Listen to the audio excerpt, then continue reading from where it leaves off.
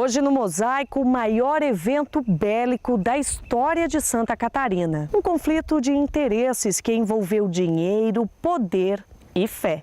Milhares de homens, mulheres e crianças morreram. Pela primeira vez, aeronaves foram utilizadas em combate no país. Em 2012, a guerra completa 100 anos e durante muito tempo ela ficou apagada na história.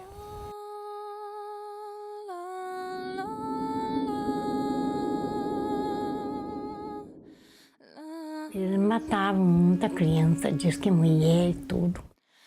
Eram os crimes de degola. Era uma das execuções sumárias mais drásticas que se fazia. Não tinha dó das mulheres, diz que estavam dando teta, diz que eles passavam o facão no seio da mulher.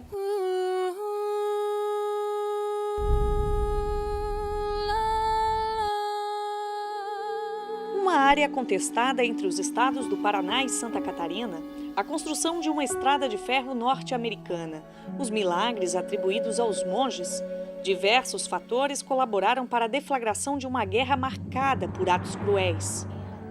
As marcas de uma vida dura espalhadas pelo corpo. Aos 90 anos de idade, Dona Maria relembra como perdeu parte da mão tentando cortar lenha no quintal da casa com uma espécie de machadinha. Ela mora no município de Bela Vista do Toldo, região de Canoinhas, Planalto Norte de Santa Catarina. Mas o acidente com a mão não é a única lembrança marcante de Dona Maria. O pai e o sogro dela participaram da Guerra do Contestado, iniciada em 1912. Eles atiravam de lá da Santa Maria e vinha cair a bomba aqui, diz que pegavam. A Guerra do Contestado, também chamada de Luta Sertaneja, se estendeu por uma área de aproximadamente 44 mil quilômetros quadrados. De um lado, os sertanejos que moravam na região. Eles viviam em pequenas comunidades rurais e foram surpreendidos com a chegada da estrada de ferro.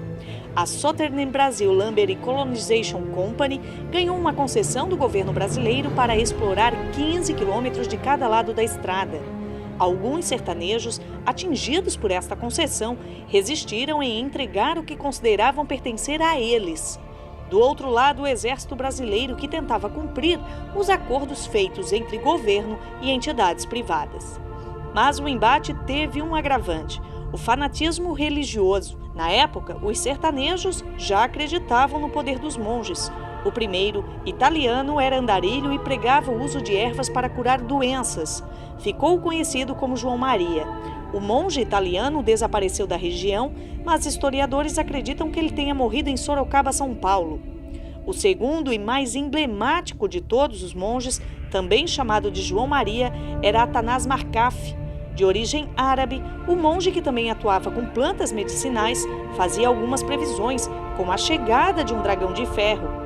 João Maria ainda falava com os sertanejos sobre a possibilidade de ressurreição. Como era parecido com o monge anterior, muitos dos caboclos acreditavam que os dois eram uma única pessoa. Para alguns sertanejos da região, o combate do contestado se tratava de uma guerra santa e que eles poderiam morrer lutando, já que um dia ressuscitariam. O segundo monge, que aparece na maioria dos registros fotográficos, desapareceu. Mas para a comunidade, João Maria se encantou no Morro do Taió, localizado atualmente no município de Santa Terezinha, Planalto Norte catarinense.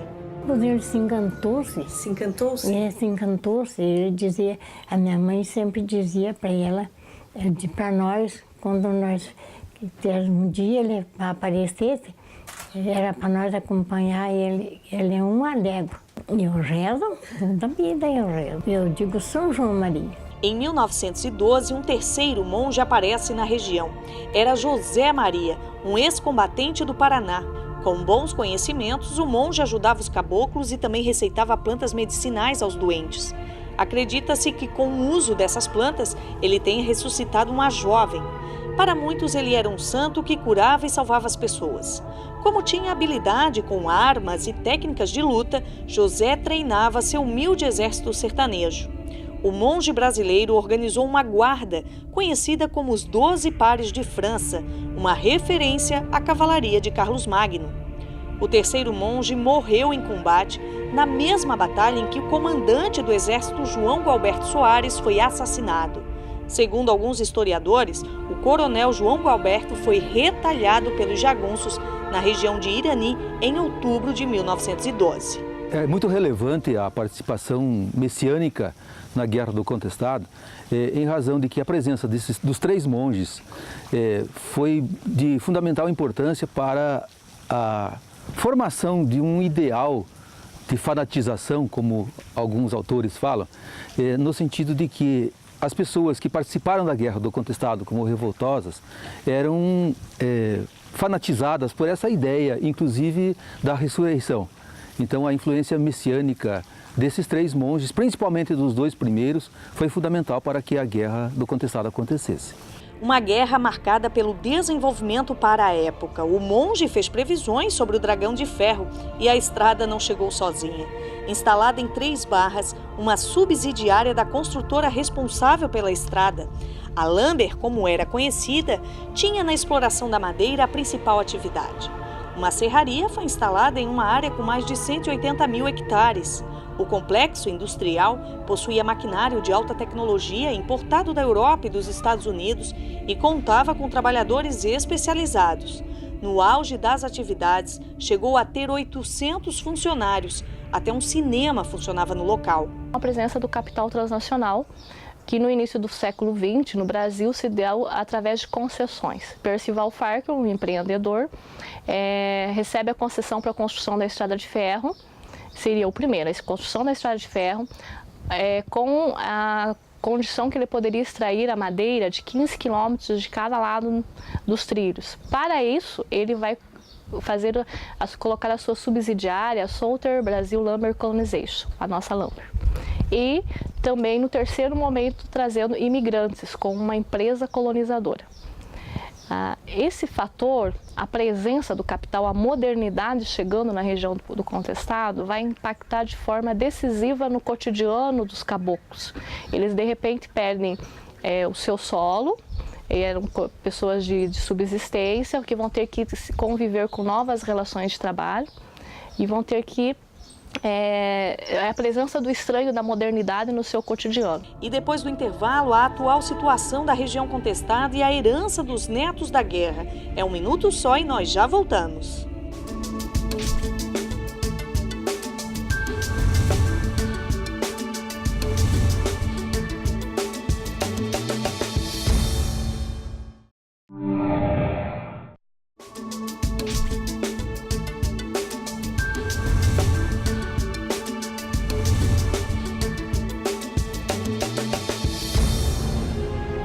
48 mil quilômetros quadrados. Era o tamanho da área contestada entre os estados do Paraná e Santa Catarina, o que corresponde a 113 ilhas de Santa Catarina.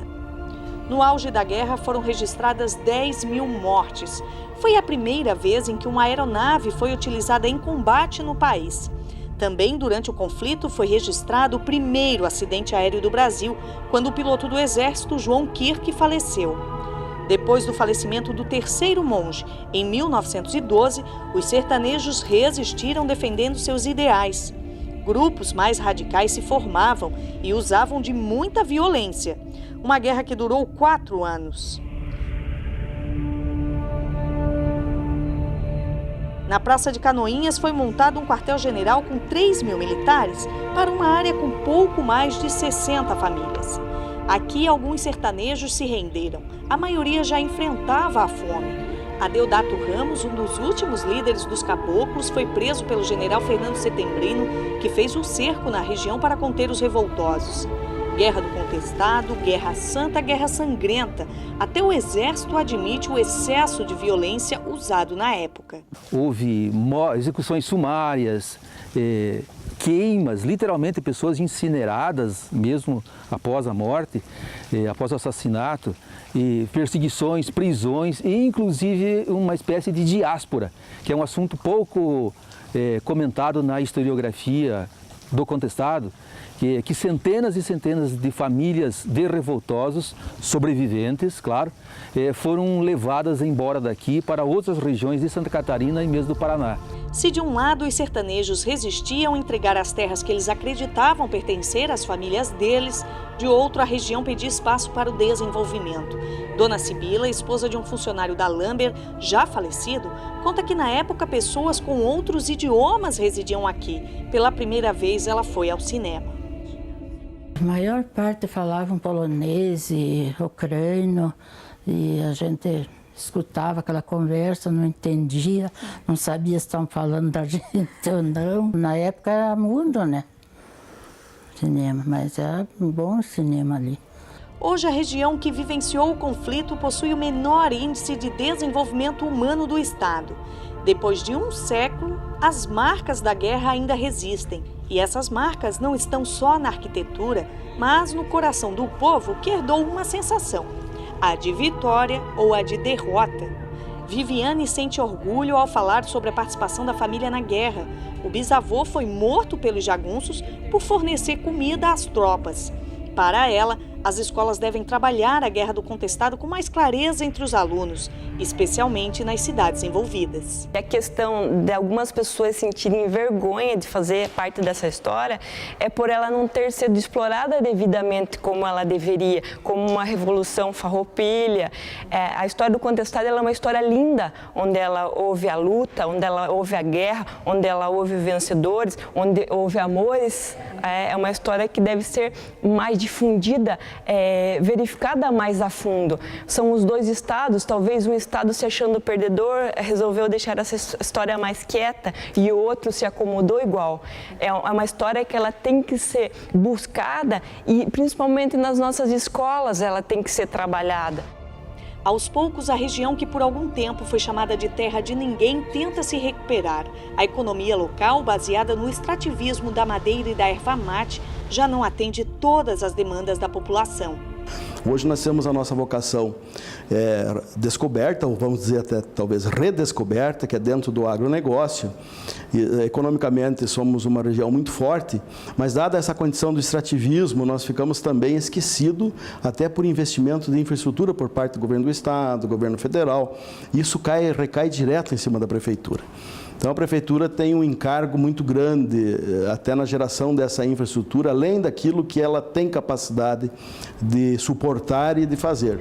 Da área questionada, Santa Catarina ficou com 28 mil quilômetros quadrados. A terra que um dia ficou em situação de abandono tenta aos poucos se reerguer.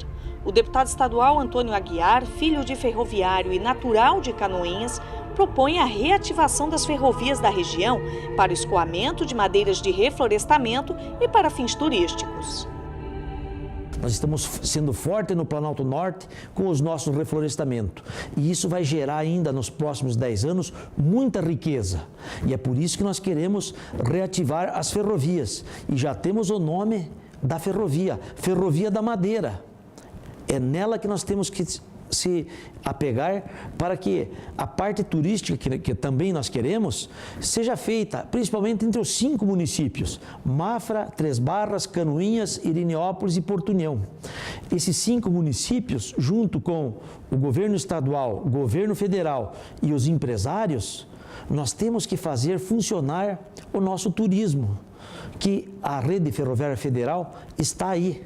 E se nós não ativarmos a rede ferroviária federal, estamos perdendo aquilo que mais é a nossa história. Nós somos o único município do estado de Santa Catarina que escolheu ser catarinense.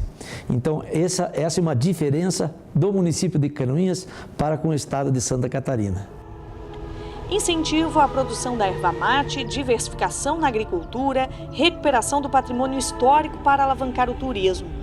Os moradores do Planalto Norte lutam novamente pela terra que um dia foi contestada. Durante muitos anos, a região do Contestado, em função do litígio entre Paraná e Santa Catarina, foi uma região de exclusão, isto é, viveu abandonada por uma parte e por outra, pelo estado do Paraná e por parte de Santa Catarina. Durante mais de 60 anos essa situação ocorreu.